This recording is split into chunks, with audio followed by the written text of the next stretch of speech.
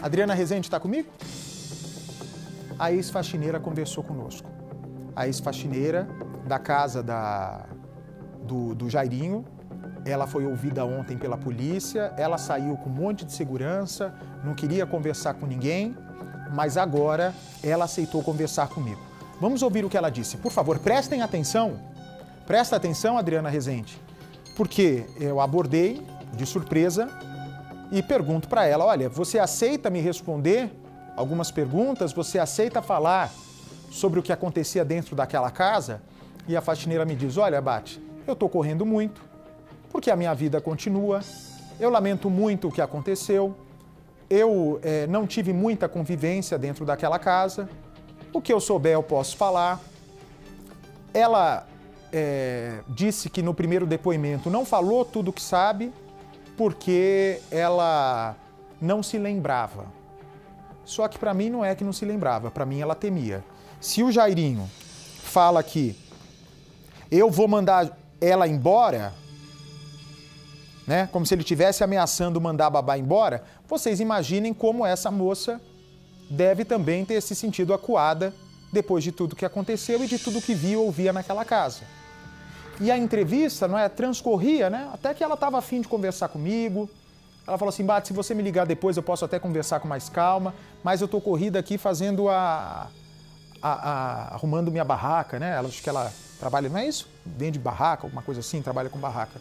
Até perguntei para ela assim, me diga onde é a sua barraca, porque eu moro aí no Rio de Janeiro e numa oportunidade, quando a pandemia permitir, eu vou e te faço uma visita aí. Ela ficou com tanto medo de eu aparecer que ela falou assim, não, fala por telefone. Eu falei, não, mas não é por isso não, eu não vou até a barraca para perguntar nada da história.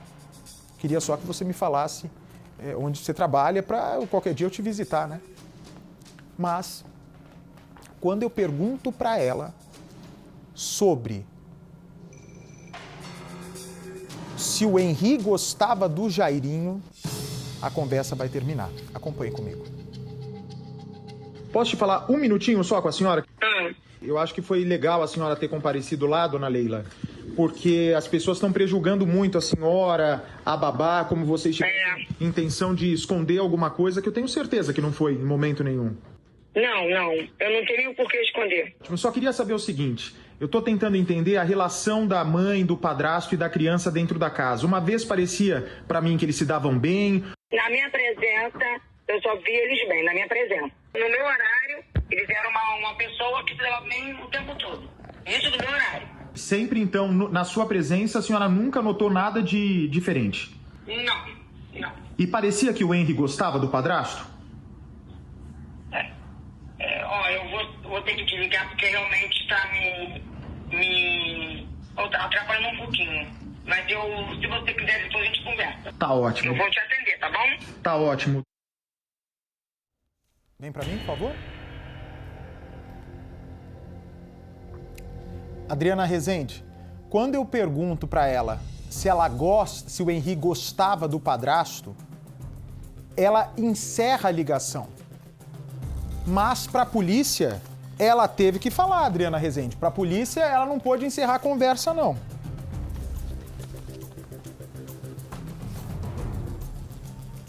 Pois é, Bate, para a polícia aqui, ela disse, inclusive, que o garoto vomitava muito toda vez que via o padrasto, né? Ficava bastante nervoso. Agora, não se sabe se o garoto vomitava porque tinha medo do padrasto ou porque ele tomava 3 vezes por dia medicamentos para ansiedade, né? Uma dosagem bastante alta, apenas para uma criança de apenas 4 anos de idade. Isso ela também revelou aqui no depoimento que a Monique dava esse medicamento para o filho com o intuito que ele dormisse. Dizia que o garoto era muito agitado.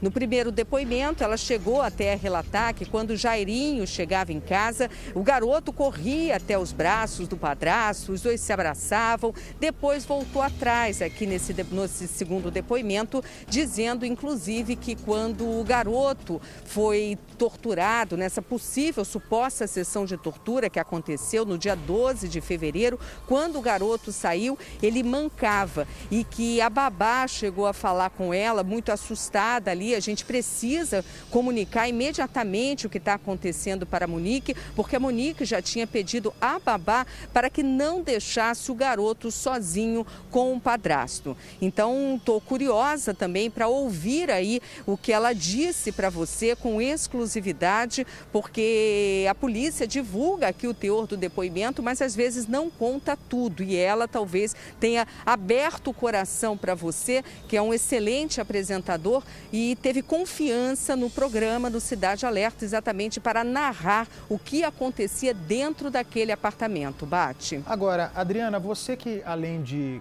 grande jornalista que é experiente, né? Embora esteja com mesmo rostinho há anos, Adriana Rezende. Parece que o tempo não passa para ela, está sempre com o mesmo rostinho. Ou a máscara está enganando muito bem, Adriana, que você está com o mesmo rostinho de quando eu te conheci anos atrás. Mas olha só, eu vou te fazer uma pergunta, Adriana, que essa é uma pergunta para uma mãe. Se nesse depoimento dado pela faxineira, ela diz o seguinte, que ouviu o Henri chorando muito, e a Monique diz para o filho o seguinte, olha, Henri, você é muito mimado. Se você continuar chorando à toa, eu vou levar você a morar com seu pai. E o Henri diz, eu não quero morar com meu pai.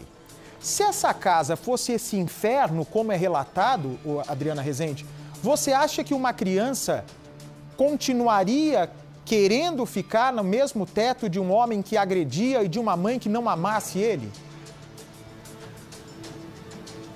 Pois é difícil, né? A criança querer permanecer nesse ambiente onde é relatada aí essa rotina de violência. Agora, a gente não sabe também se havia algum tipo de pressão psicológica com esse garoto pelo padrasto, exatamente para que ele não contasse nada para a mãe dele, para que ele não contasse nada para ninguém. Eu acho que ele gostava muito da mãe, queria estar sempre perto da mãe. E a forma dele estar junto ali da mãe dele, que é o que a criança mais quer, ainda mais uma criança com 4 anos de idade, era a forma dele permanecer ao lado da mãe, era continuar nesse ambiente, né? Onde, pelo jeito, ali aconteciam algumas situações que deixavam o garoto extremamente fragilizado. Não só as agressões físicas, como também as psicológicas, Bate.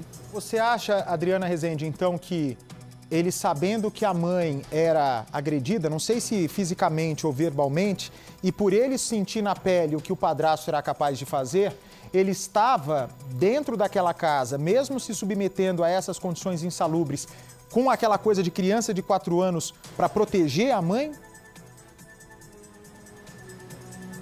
Eu acho que sim, eu acho que possivelmente, né, no inconscientezinho ali daquela criança, era uma forma dele poder ali proteger a mãe, já que a mãe havia se separado do pai, cada um morava numa casa diferente, uma criança de 4 anos de idade entender essa separação tão pequena, a forma dele proteger a mãe, já que não havia presença do pai, que era uma outra pessoa que ele acreditava ser quem o protegia, ele podendo estar ali, ele poderia ali evitar algum tipo de agressão à mãe. E acredito que ele tenha presenciado algumas situações ali do próprio Jairinho com a mãe dele, que o deixavam ali bastante inseguros de deixar essa mãe sozinha também no apartamento. Bem, agora, o que ninguém sabe responder até nesse momento é por que essa mulher insistia em querer colocar câmera de segurança escondida dentro da casa. Por que não termina logo a relação com esse homem? Por que era tão valioso, tão precioso instalar uma câmera dentro de uma casa, uma vez que ela sabia que o filho estava apanhando, uma vez que ela sabia que o filho estava sofrendo? Ou você imagina que não poderia, ela não imaginava que o Jairinho poderia chegar ao ponto de matar a criança?